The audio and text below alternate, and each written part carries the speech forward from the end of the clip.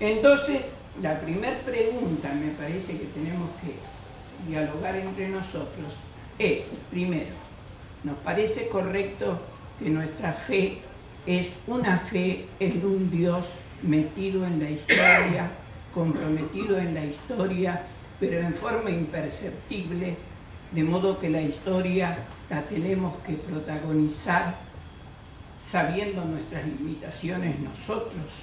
Y me gustaría algún tipo de reacción sobre esto, porque no siempre los cristianos pensamos de esta manera. Tenemos miedo a la dupla fe y política, caridad y política, esperanza como esperanza política. Más, tenemos miedo de perder identidad como iglesia, desviarnos con trastornos ideológicos, y nos parece que es más seguro y más apropiado una vida de oración, que no la niego, una vida espiritual, que no la niego, pero es una espiritualidad individualista que toma ciertos aspectos del ser humano y que en esa espiritualidad no metemos la dinámica del mundo. En esta lucha y en este deseo de hacer justicia o de ocupar lugares donde se puede denunciar las injusticias, a veces uno tiene miedo no de parar el pecho con las balas, sino de estar solo. Esto me parece que lo que vos planteás es clave, es decir, el sentido de soledad. Pero él, en parte, ese sentido de soledad lo responde con la convocatoria. Al pueblo de Israel le es clave la asamblea. Para la alianza, Moisés tiene que convocar al pueblo a una asamblea. El Deuteronomio nos habla constantemente de las asambleas del pueblo.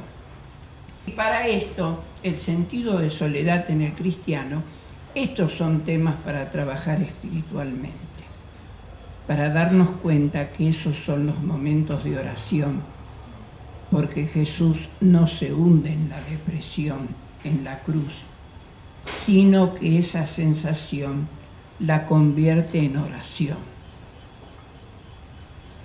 Y creo que esta segunda parte de ver los resultados, yo creo que ahí está nuestra esperanza. Ahí tenemos que cultivar profundamente lo que es la esperanza, porque evidentemente al hablar de resultados hablamos de nuestras debilidades, hablamos de que nosotros solos, no es solamente soledad, sino que no contamos con las suficientes fuerzas.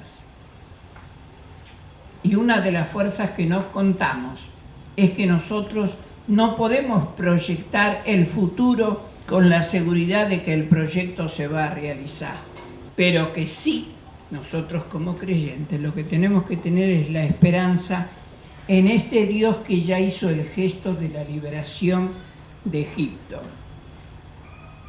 Jesús nos dice que esto es seguirlo a Él y nos recuerda que el que quiere ser primero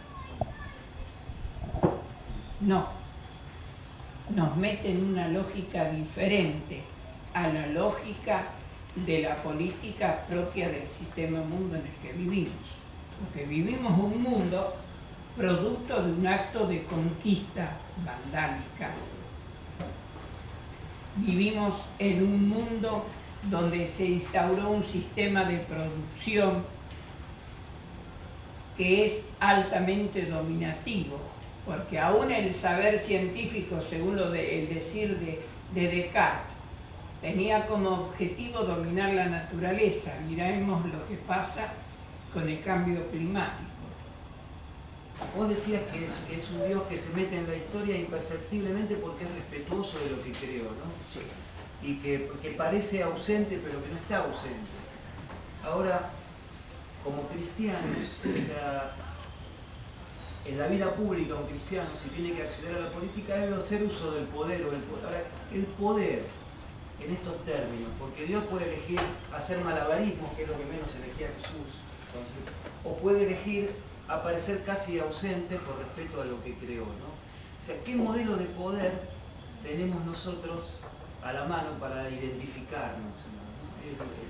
Es el desafío que tenemos que aportar ecuménicamente, porque en este desafío no estamos solamente los cristianos, ni los creyentes de religiones no cristianas, sino gente que se dice no creyente y que uno los acepta porque ellos dicen no soy creyente y que sin embargo están altamente comprometidos con la construcción de otro sistema mundo. Bueno, estas preguntas que nos hacemos creo que es importante porque, fijémonos, como iglesia tenemos que, cuando hablamos de espacio público, tenemos que descubrir primero y destrabar algo muy típico de la burguesía. La burguesía que tiene que ver con el manejo del sistema mundo fue maestra en provocar escisiones, fragmentaciones, divisiones. Una de las divisiones típicas de la burguesía fue dividir el mundo de lo privado, el espacio privado, del espacio público. Entonces las mujeres nos hicieron ver, por ejemplo, cómo redujeron como espacio privado los espacios donde actuaba la mujer. El hogar, la crianza de los hijos, todo ese era el mundo privado. En cambio, el mundo público era el mundo de los varones. Nosotros éramos los que estábamos en lo público. Nosotros los varones somos los que estamos en la producción, estábamos en la política. Entonces, lo primero es poder tematizar y poder pensar en torno a lo privado y lo público.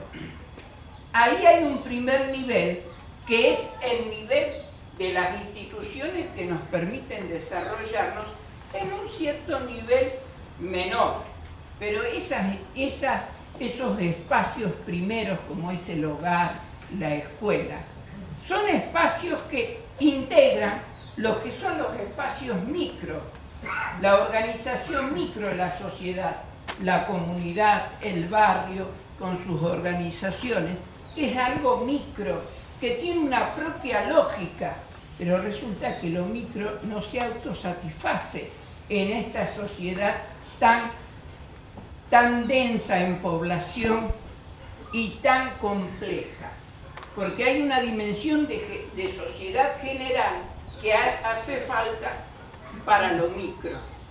Entonces sí, esta dialéctica de necesidad satisfactores es necesaria. Para poderla saldar necesitamos de las políticas económicas que inciden en la cotidianidad de nosotros, y esas políticas económicas son del orden macro. Entonces, cuando hablamos del cristiano en el espacio público, tenemos que aceptar estos niveles y comprender que no necesariamente todos tenemos vocación para ejercer lugares de autoridad u organizativos en estos espacios, lo cual no significa que todos no estemos llamados a participar activamente. Esto sería lo segundo que me gustaría charlar, porque si no puede quedar muy en el aire. Y esto me siento y me gustaría algún tipo de reacción, porque por ejemplo las iglesias suelen trabajar mucho en el nivel microorganizacional. Es decir, el espacio que cubre la parroquia, pero preguntémonos, ¿dónde llega el techo de la actuación para ser eficientes si nos quedamos en el espacio micro y más aún si nos quedamos en el espacio reducido de las organizaciones que tienen que ver con el desarrollo de los niños, las niñas y adolescentes?